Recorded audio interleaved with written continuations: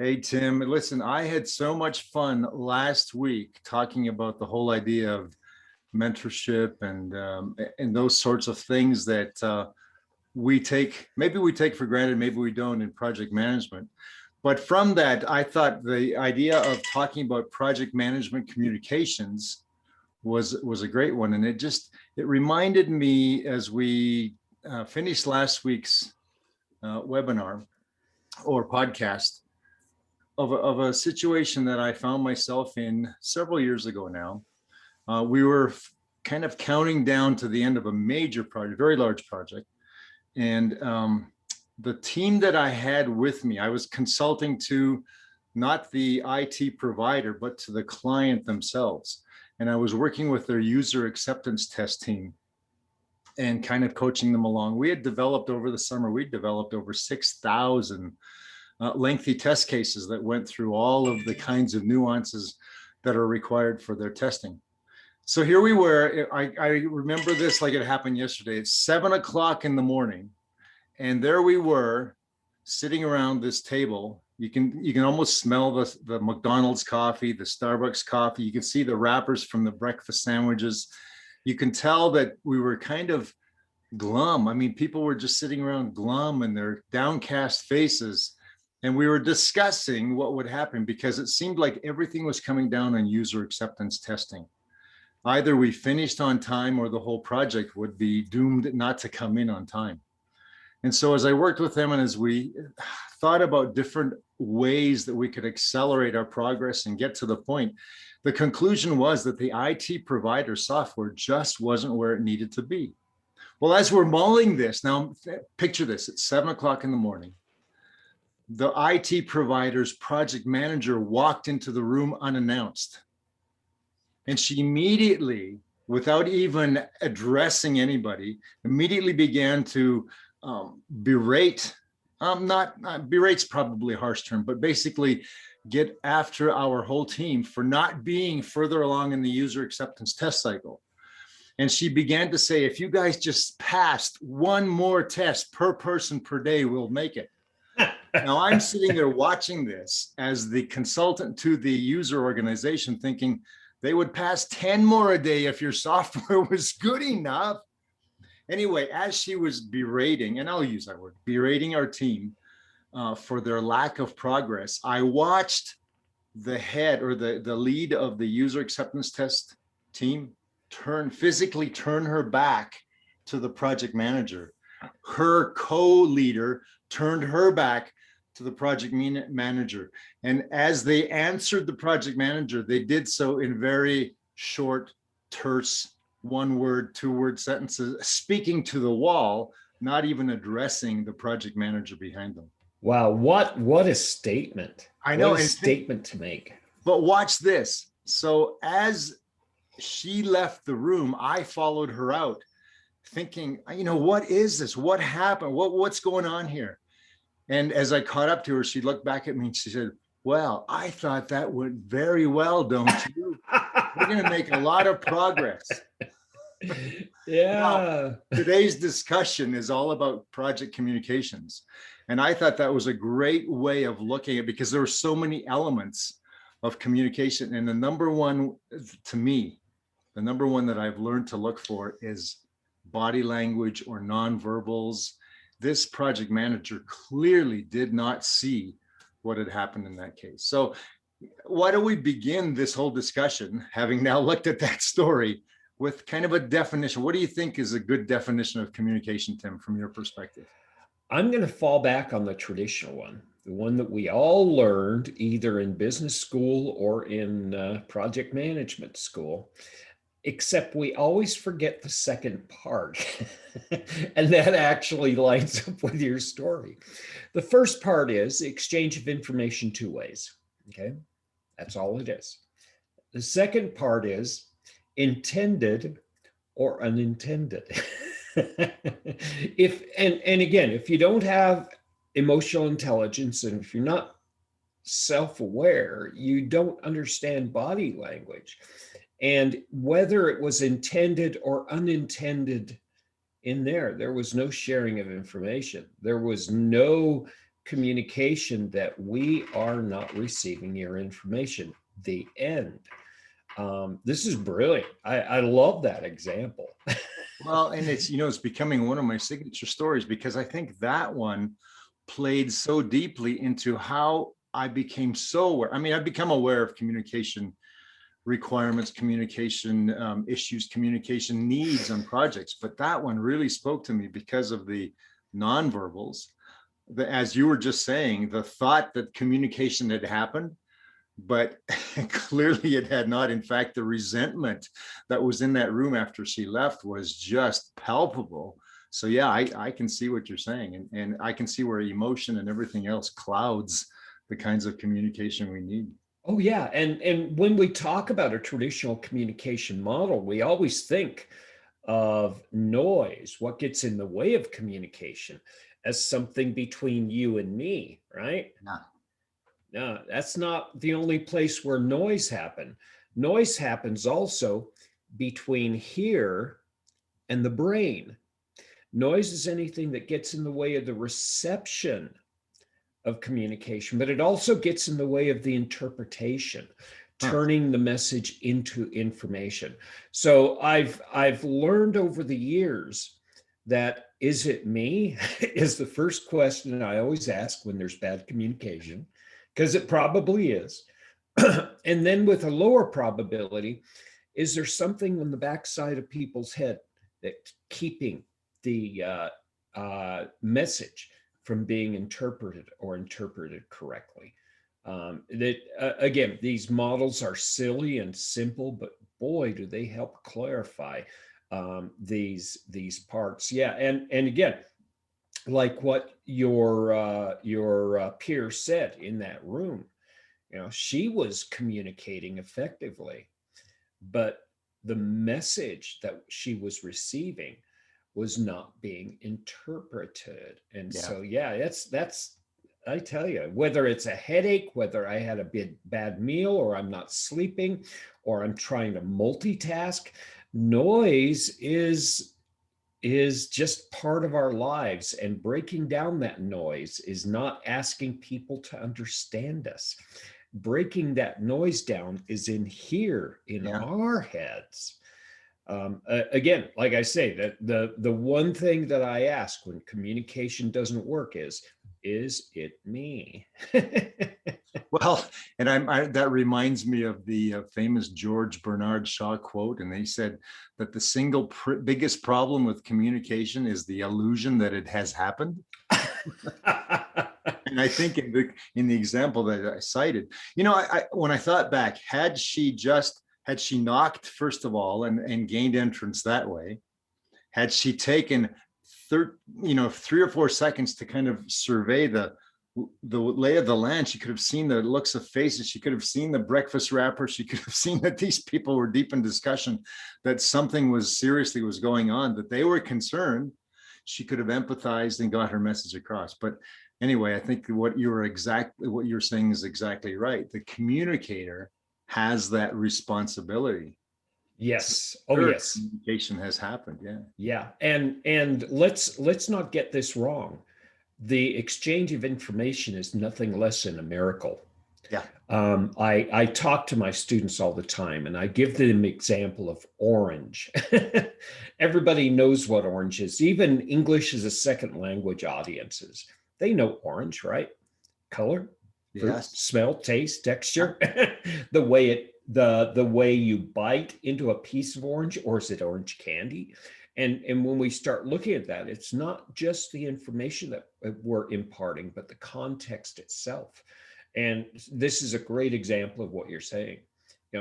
Communication, the exchange of information, is nothing less than a miracle. To have, just to try to wrap your head around it. The information I have in my head is identical to yours. And the problem is, we forget that it's the leader's responsibility to ensure that communication is effective. Well, and that's a good point. So what are some techniques that you use to make sure, for example, to acknowledge that communication has happened? Oh boy. So it's not a simple yes or no. When you ask people yes or no, they say yes or no, and their minds turn off. So it's opening leading questions and having conversations. And what do you know? In these enlightened times, people don't have time to talk. And so this is actually, ensuring that people feel not just safe, but they feel they're rewarded when they share information. It's basically motivating and influencing them to actually say, I don't understand. Now let's take it multiculturally, right? Yeah. I play internationally. So you think about other cultures, and it's very easy for another culture to say, I can't show that I don't understand. And how do Uh, you actually create an environment that it goes across their cultural norms? And it gets even better than that. I do this in my classes. Within the first hour and a half of each class, I make sure that they feel really comfortable, everybody from around the planet, really comfortable at asking me questions. And then for the rest of the 35 hours, I combat them, because all of a sudden it's like a freeing experience, and the dam is burst, and these people talk like they've never talked in their lives. And it's really bizarre, because you get the sense, and then people confide in you later if they have an opportunity. Tim, this is so refreshing, because yeah. I never get a chance to share my opinion or talk. And so I've had to learn to not just respect, but really obey, the fact that people need to talk and share information. So it's not something that you just put in like 10% buffer. It's something that you schedule in. I'm going to walk through the lab, and I'm going to spend 5 to 10 minutes with each person, because I know these guys are chatty like everything, and they need to talk. Yeah. Yeah. And the other thing that I found, the other thing that I found in my communication with a team is, don't use $2 words when a 50-cent word will suffice. Because, I mean, why complicate it? You want to make sure your message gets across. You want to be specific. You want to make it easy. And that's not to say that one person is more capable of communicating or more intelligent or whatever, but language, I mean, there's enough ubiquity in language as it is, or not ubiquity, that's not the word, but there's enough confusion in language that, let's just make it simple. And the other thing is, every once in a while I'll stop and I'll have the person acknowledge that they heard me. You know what, I've done a lot of work with Deloitte and Touche, and I think I'm wondering if perhaps in their system analyst training or their business analyst training, if they actually put them through a course like this, because a lot of the analysts that I worked with from Deloitte would stop and they would repeat back in their own words what they thought they heard me say. And that way the communication helps. So I think from that perspective, that give and take and making sure that we understand each other can be very. Let's go ahead and look at the mechanics of acknowledgement, because you have Sure. a good point. One of them is, okay, let me understand. You just said this. This is what I hear. This is what traditional acknowledgement is, and that's perfect. When you look at the definition of acknowledgement, it gets even goofier. Acknowledgement says two pieces. It says, I have received the information and I know what to do with it. So if I ask somebody, did you hear it? Yeah, they received it. Good. They haven't processed it, right? And you have to do some really interesting things. If you have people with a high level of confidence and a low level of experience, they're going to jump into work, and you say, do you understand? And they say, yeah. They don't understand. They recognize, and they can see it because they read it in a book once. Comprehension is something that you earn through repetitive experience.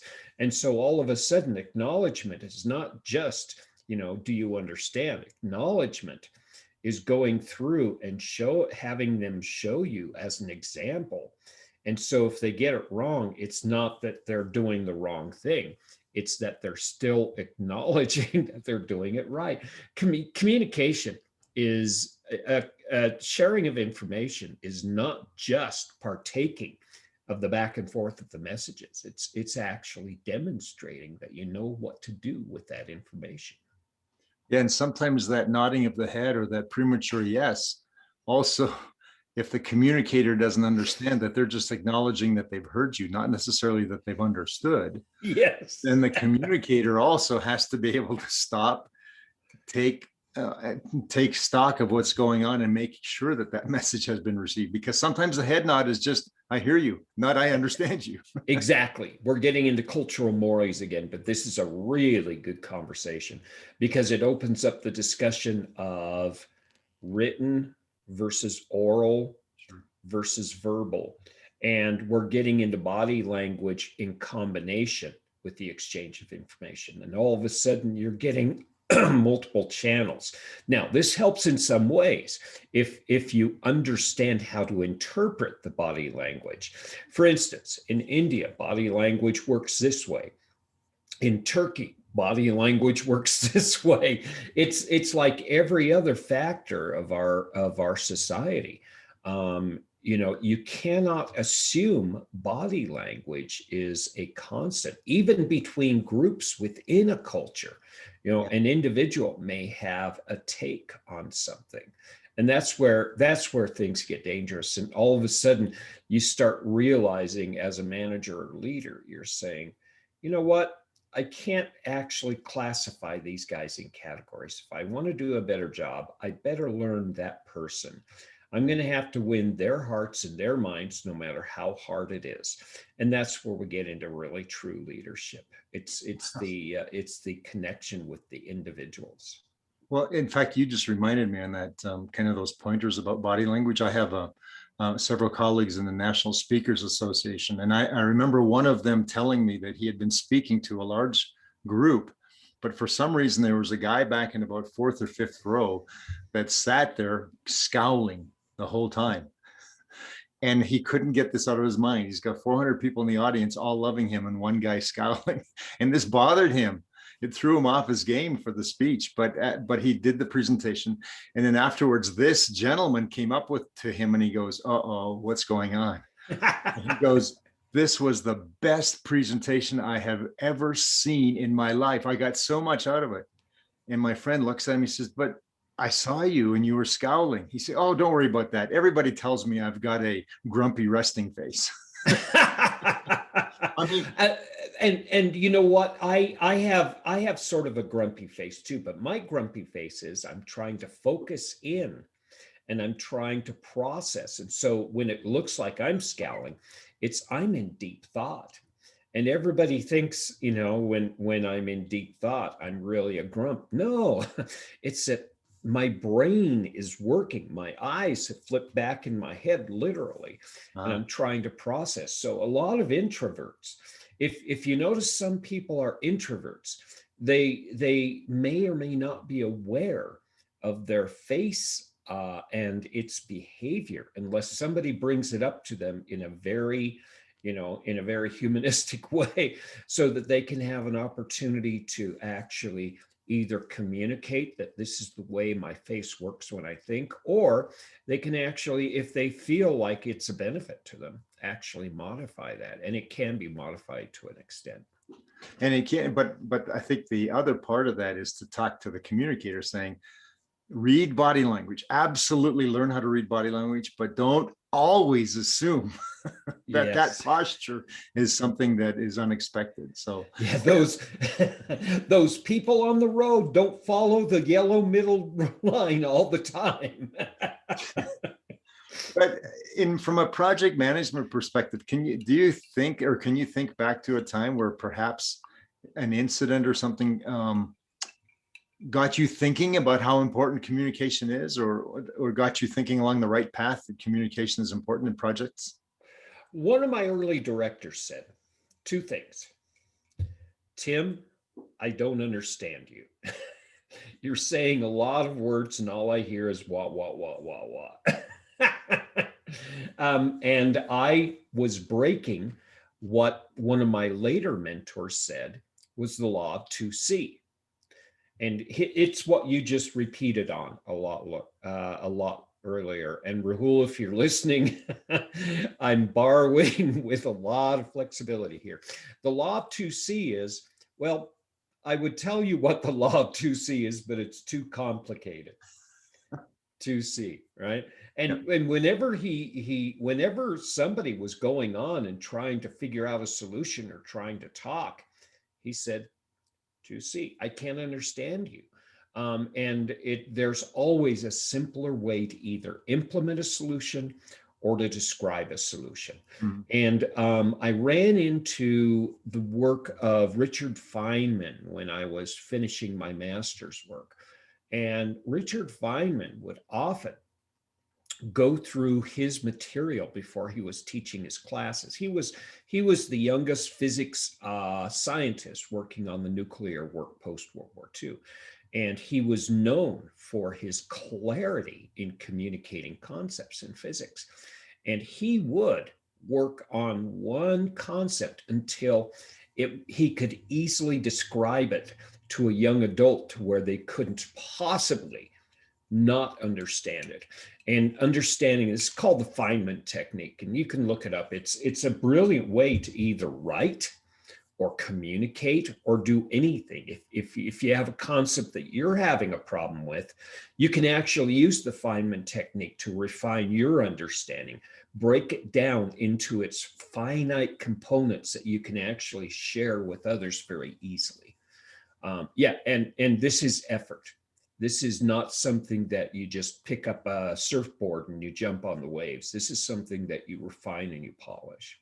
Yeah, I think for me, it probably happened. I was a young team lead, not even a project manager yet, but on my way to the next step of project management. And I remember we were working on a huge project for a major state organization.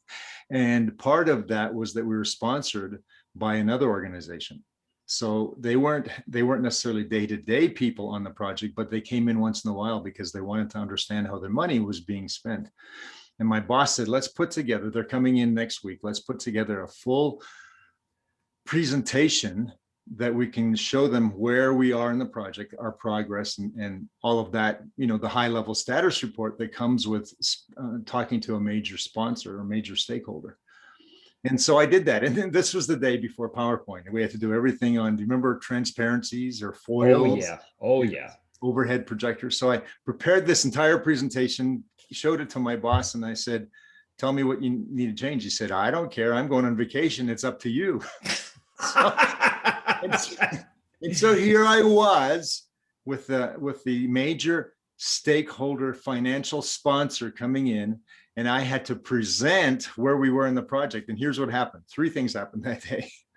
One was I managed to get 15 minutes of material and pack it into 2.5 hours. Wow.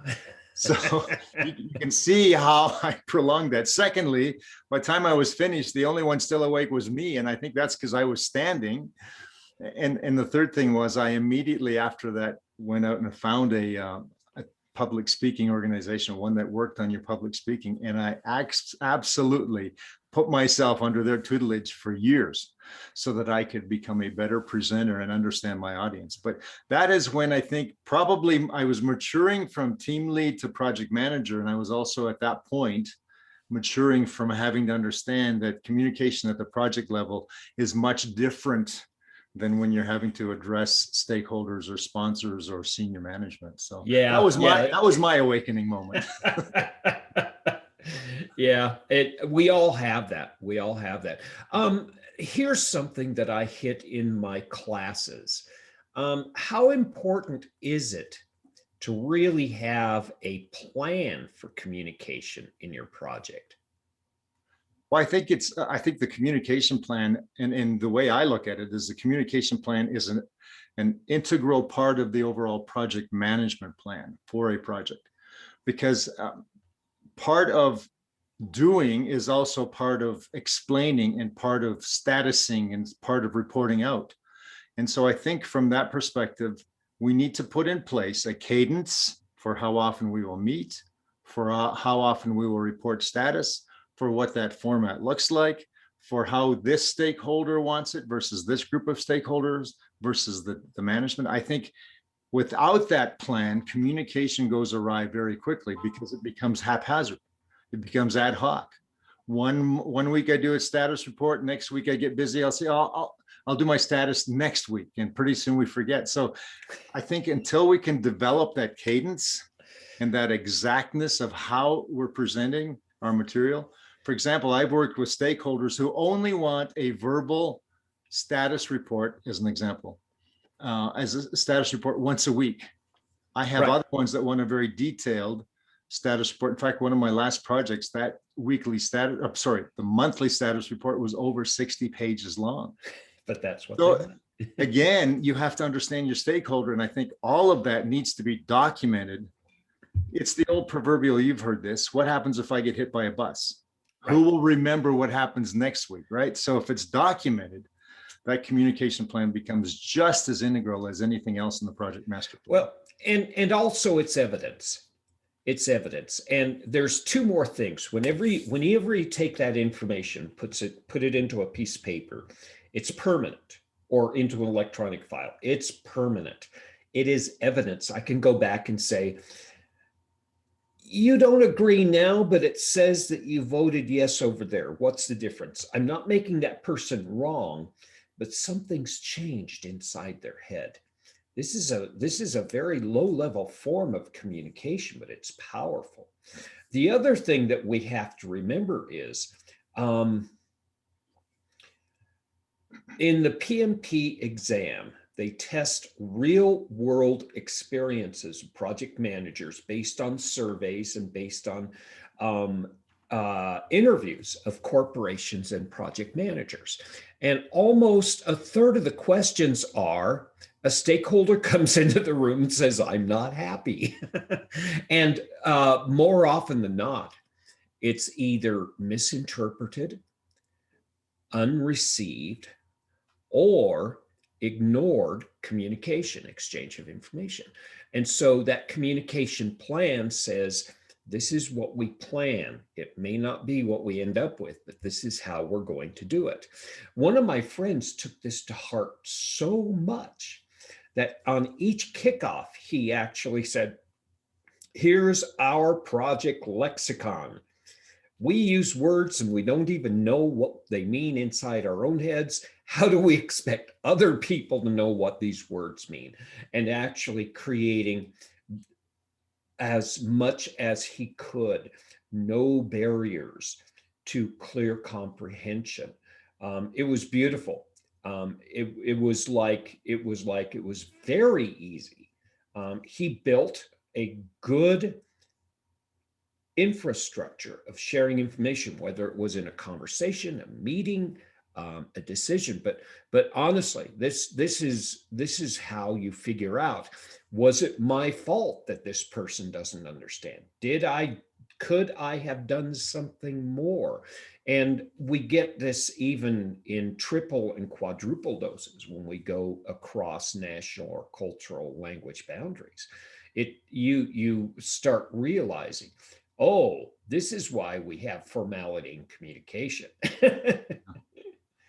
Well, and I've had that experience where stakeholders walked into my office and said, I'm unhappy, or I'm something is not working for me.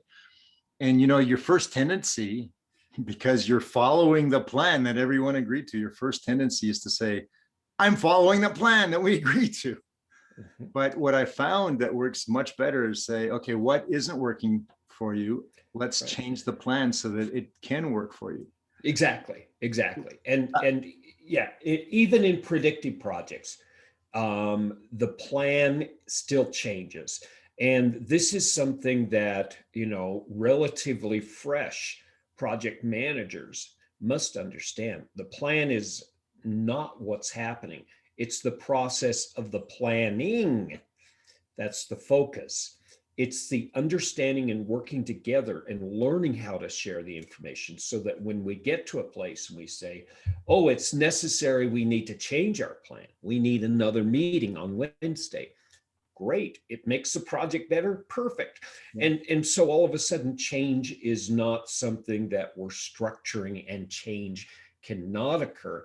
It's we're taking advantage of the necessary changes in our planning and every other decision we're making in projects. I know we're going far away from communication, but it's so fundamental that when we talk about the mechanics and the role of communication in a project, it basically insinuates itself throughout all the other aspects here.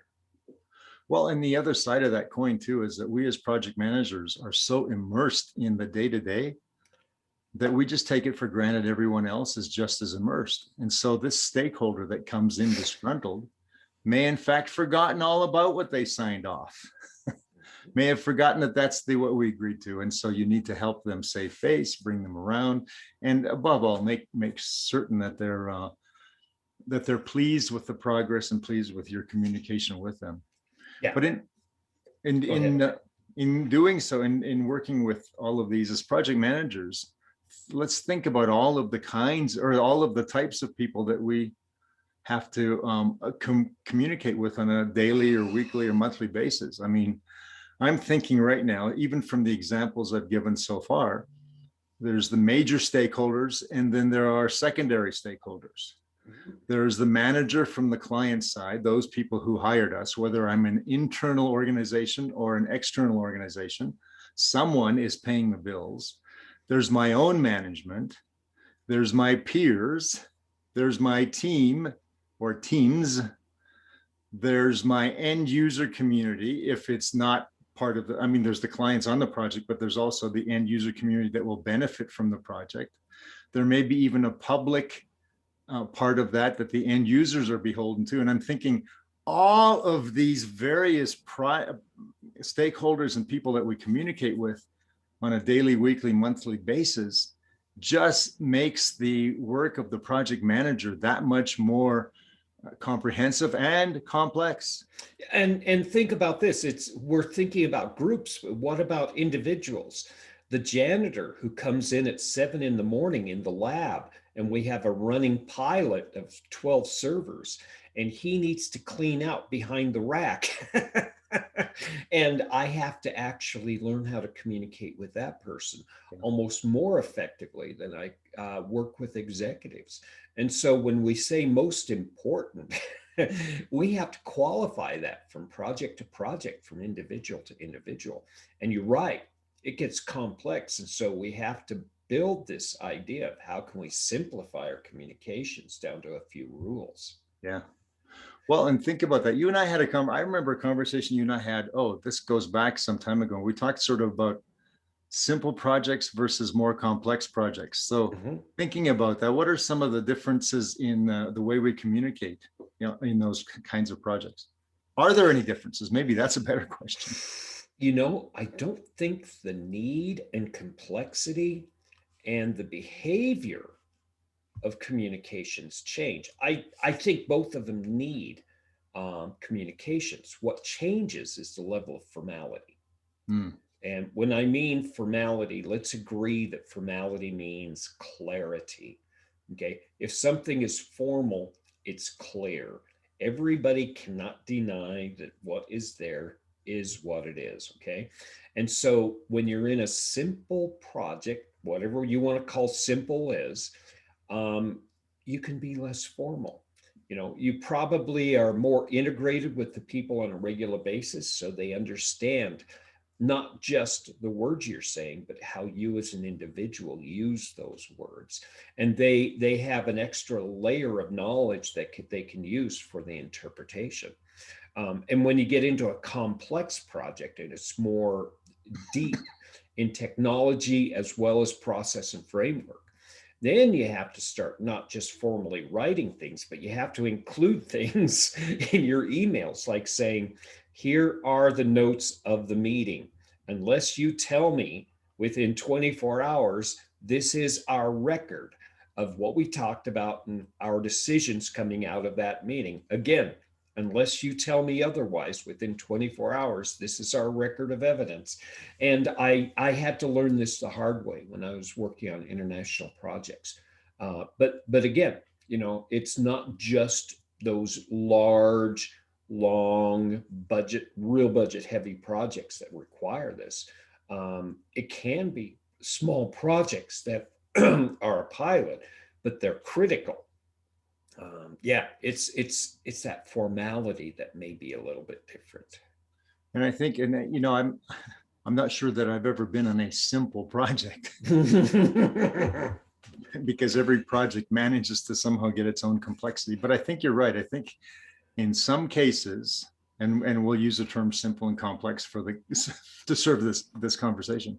I think in some cases on the smaller, simpler projects, people can keep more in their heads. And as you were saying, can function that way. Whereas on the complex project with many moving parts and many individuals to satisfy or to work on the project, I think there's more requirements for longer explanation, more explanation.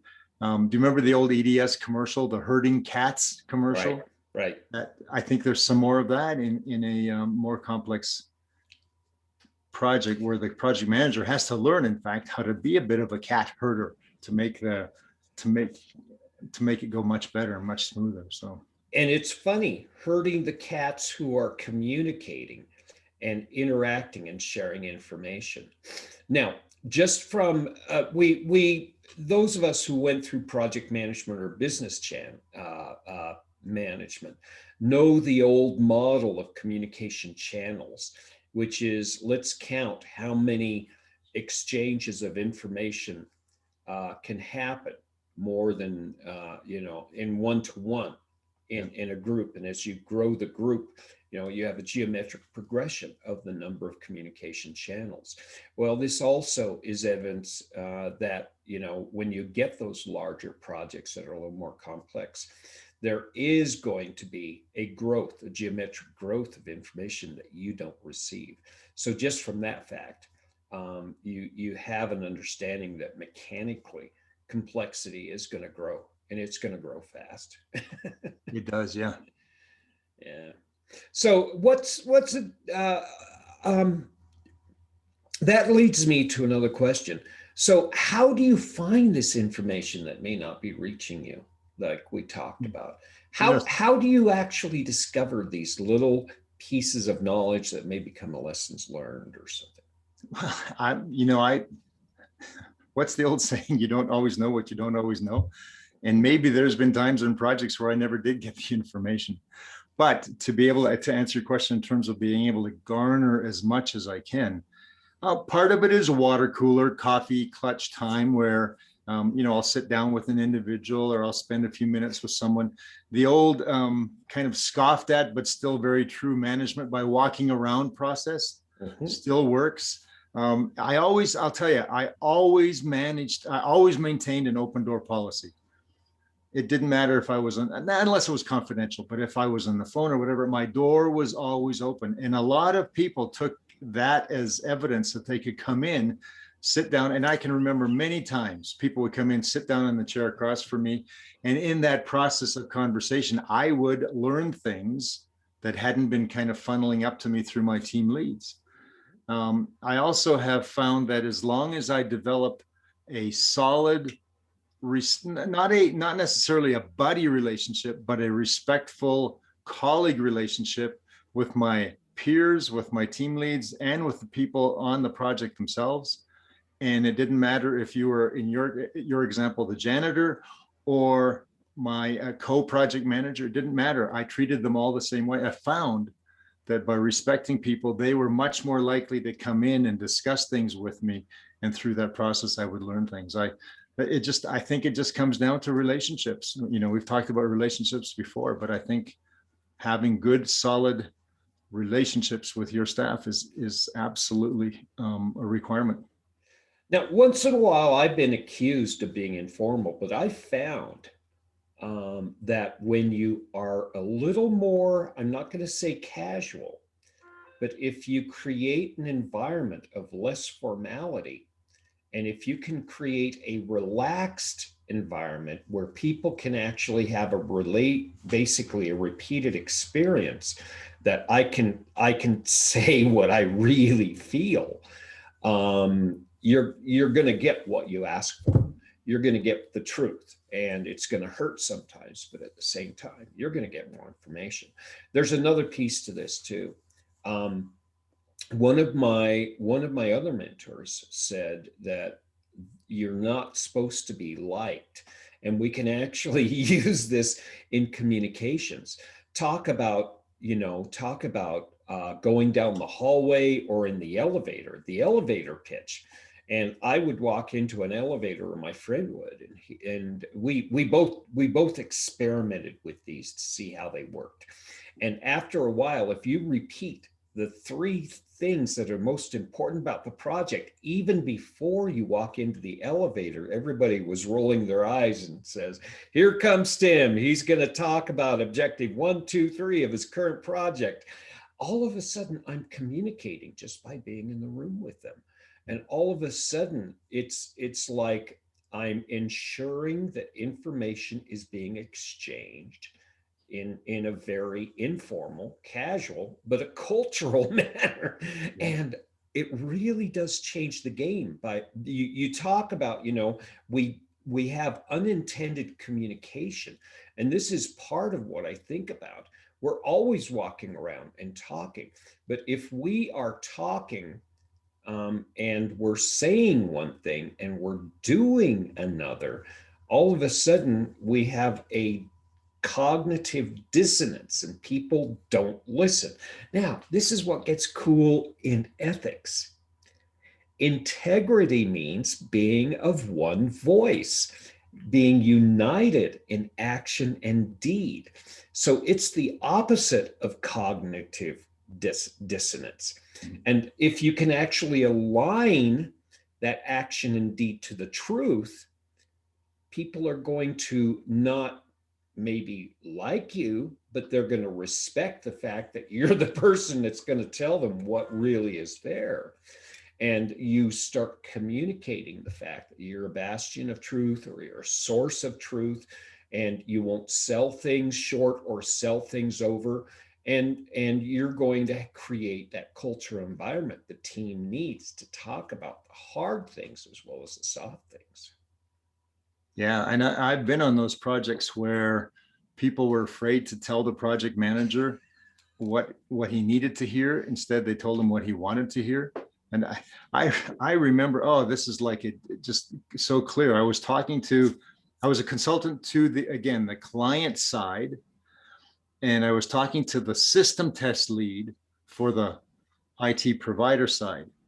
And he was making admissions to me that, quite frankly, he was talking out of school in terms of what was going on in the project. Well, what happened was his manager came up behind him. He caught him out of the corner of his eye, and he flipped on a dime and totally continued the conversation in a denial of everything he had just talked about. And to me, that kind of duplicity is not what we want out of our leaders on a project. Well, first of all, we can't have it out of ourselves. Yes. We have to absolutely ensure that our truth is as close to the truth as possible. Second of all, there's no way you can follow somebody like that. There is no feasible way that person can be. They can't be a leader. It's not that you can't trust them, you can't understand them. Yeah. Because again, there's that cognitive dissonance that says, do I go left or right? I don't know. And you can't have that as a manager or leader. Well, what's interesting too, with what you just said, I learned in consulting school that one of the things you have to do is actually get really comfortable with not talking when you're into an interview. You know what I'm talking about. When you ask the client a question and you let that silence grow. It's amazing. Human behavior is one of the most fascinating things you can study. If you ever get bored and you like to learn, study human behavior. It'll entertain you the rest of your life. Go ahead. You know what I'm talking about. Explain to our people here what we're discussing. Well, I think I've studied human behavior for a long time, even without the book study, just because Well, you that's need what to, I right? mean. Yeah, For yeah. self-preservation. But you're absolutely right. And I've been in those situations where it's an uncomfortable, it's almost like a negotiation where, I mean, you can take it outside of projects and just go to a car dealership. If you're dealing on a car, if you're trying to make a negotiation on buying a new car or used car, you find that when the salesman offers you his last offer and then shuts up, you know how uncomfortable that silence is. And I've had this situation where I was being sold and I shut up longer than he did. Finally, he couldn't stand it and broke. Well, that's what happens in our project management communications. We speak, we ask the question, we get into those situations, but when we then go quiet, our the person that we're talking to does not like silence. I mean, you can almost count 3 seconds, 4 seconds, and boom, they're talking again. And there's the old axiom that says the last person who talks loses. Not that we want to be in a win-loss situation, but there are times when just to get the communication from a person, if you just go silent, they will continue to speak to fill that void, and you'll learn more and you learn more. It's wonderful to watch the body language too. Yeah. As a technical project manager with a couple specialists going into a conference room and having the executive explain the why technology is going to solve this problem, and then they go on and on and on, and either them or somebody else in the room either blurts out something that's quote unquote too much information, or they're going to actually tell you what the real problem is. And I've had that experience where the real problem was not a technology solution. It was, it was like maybe a director was losing a good friend as a peer director. And this director was going to be on their own to consolidate the two organizations and going into that. And that's a landmine if you ever know it, emotionally and behaviorally, as well as from a communication standpoint. But once you have the clarity of the problem, and this is what's really hard when you're helping people try to find out what the real reason for this project should be. You can actually put a solution in place that is not just a technology band-aid, but you can actually really fix things. And that's where it all of a sudden project management is not just a schedule, budget, and cost. It's solving problems, and that's where we all want to play. Yeah, keeping your mouth shut while people are describing what's happening is it. You can see them just deflate when they're finally all wound up and they realize that they're talking about stuff they don't understand. Yeah. Or that they shouldn't be revealing. Yeah. In that previous example I gave, it's not that the information wasn't known between their system test lead and myself. It's the fact that he didn't want his own manager to know it because he didn't want bad news going up to his own manager. And that was, to me, that's even more disastrous in many ways, that the one person who can help you work through the issue is the one person you're keeping the information from. So that was a telltale moment for me as well, to understand that transparency, and especially working up, is very important for the good of the project and for the good of our careers, quite frankly. Oh yeah. Now let's switch gears. I know that we only have 10 minutes to talk here. So let's actually talk about remote workers and communications. Again, we've been in a lockdown for 14 or more months here, and we know what remote working and I think we know what the physical and the environmental components mean. But from a project management standpoint and a communication management, number one, how do you actually integrate remote teams into your communication framework, and how do you take advantage of these remote teams and how they work? Wow, there's so many different answers to that question. I know. You know, I'm fortunate because before this worldwide pandemic happened to disrupt our project lives in the way it has, is we had already, from a consulting process, from a project management and project delivery process, we had already at some point begun to do a lot more remote work.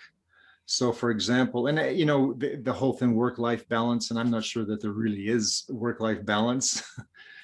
That's a whole different conversation. But even to try to get some of that out, we would allow many of our practitioners to stay in their home territory as opposed to fly out to the project on a weekly basis.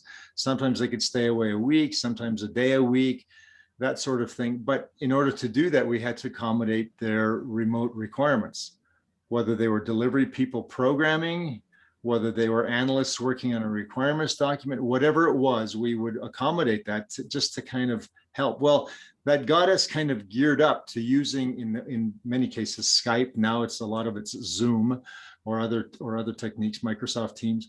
But a lot of that we got used to using the technology. So when the pandemic hit, it was, I think, less of a problem for those of us who had been involved already in some remote work to be able to, and I hate this word, pivot to the new reality. But to be able to take advantage of these teams is to make sure, first of all, that they remain teams. So I may have a team of, let's say, developers that are spread across 14 states that are no longer flying into the central location to be able to do their work. Those 14 developers need care and feeding probably more than they ever did, simply because they are alone in their own four walls with very little interaction with their peers.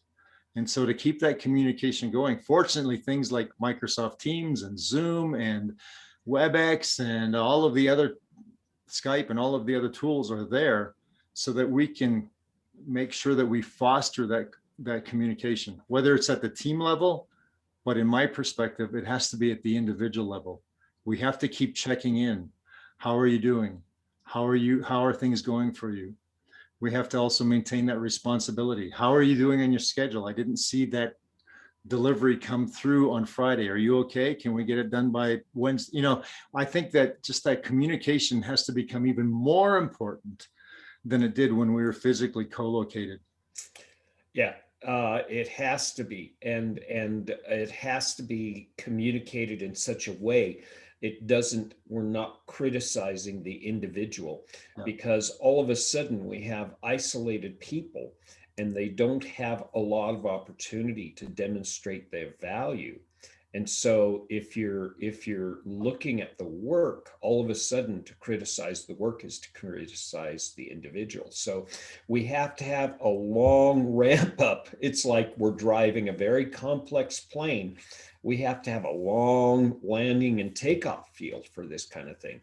And we have to have a discussion of, I don't want to change you. You're a human being. Human beings are perfect for what they do.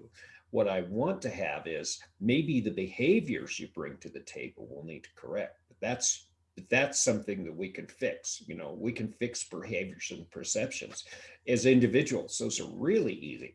And I don't want to change you. And there's no discussion of wrong or right of people. So you have this social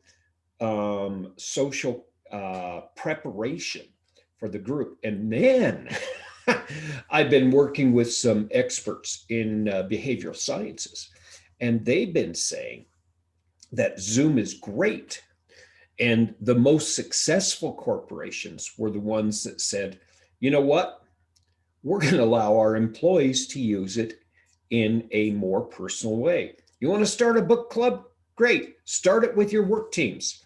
Create it so that it becomes a natural process to just tap somebody on the electronic shoulder and say, can I talk with you? Or create a way where you can actually pull quickly into teams and then redistribute in the way you do. Celebrations, parties, holidays. This is where I have a lot of fun.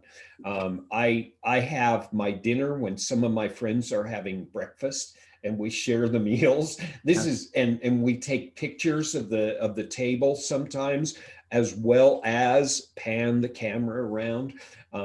We have a lot of fun, and we show people things that are really personal, right? Things on the wall, or this type of stuff. One of my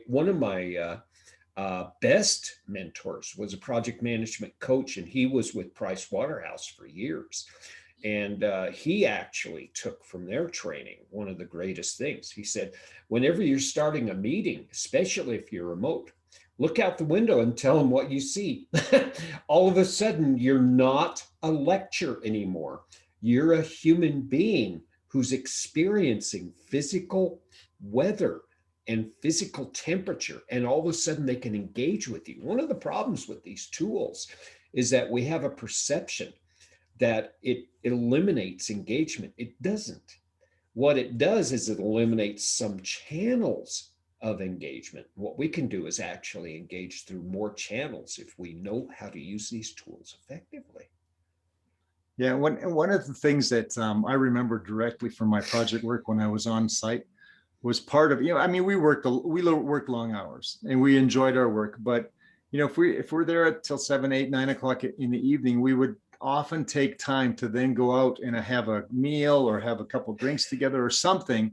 Well, that's missing now, right? So as you were saying, I've actually been in a situation where we've had, say, a wine and cheese get together, where everyone brings their favorite wines to their Zoom top and some cheese. And then we just kind of talk about the events of the week or the events of the day, and just commiserate or celebrate or whatever it is that we're doing at that time. And it helps pick up the morale boost. It helps people understand that they're still part of a group, even if they can't hug, if they can't get together, but they're still part of that. And Merv, it actually breaks that boundary down. If we're in a more relaxed environment where we don't have to feel we're protected and carry our emotional armor, we can be more natural in who we are. And like I said earlier in this conversation, we have a sense that it's safe for us to be spilling stuff and sharing stuff. I've thought about this as we've gone through, and I've asked myself, is there ever a time when sharing too much information is bad? And if you look at communications in the project management source material, we always share information that's necessary, right? Not too much, not too little. But when we do have an opportunity to create a safe environment, people do share more information, and they share it in a more natural way, in a more relaxed way. And that's where you have people bouncing off of each other. And all of a sudden, you don't have conflict over opinions so much. You have sharing and debating over innovations. And that's a space you want to play with in your project. Absolutely. Right? And I just, I've enjoyed even sharing this time with you in communication, Tim, as we are separated by several miles, and our Zoom cameras are working very well for us. But listen, why don't we wind this up? We'll think about what we want to bring next week for our folks. But I can be found at www.peoplefirstprojectmanagement.com.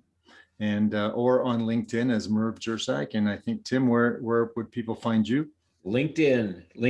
And guys, because of the huge paradigm shift in project management training going on around the planet, I may not be as responsive in LinkedIn as I wish to be, but that will be fixed here within the next 5 to 7 days. So if you do want to check up and say hi, please do, and I'll respond as quickly as I can. Very good. And I guess our last comment to those who are listening to this podcast is, do not stop communicating. Keep it up, because that what makes us human beings, and that what makes us great project delivery people. Thanks for that, Merv. And thanks everyone listening in, whether it's live or recording. We appreciate it. And as you appreciate it, we continue to invest here. All right. Until next time. Goodbye now. Thanks again.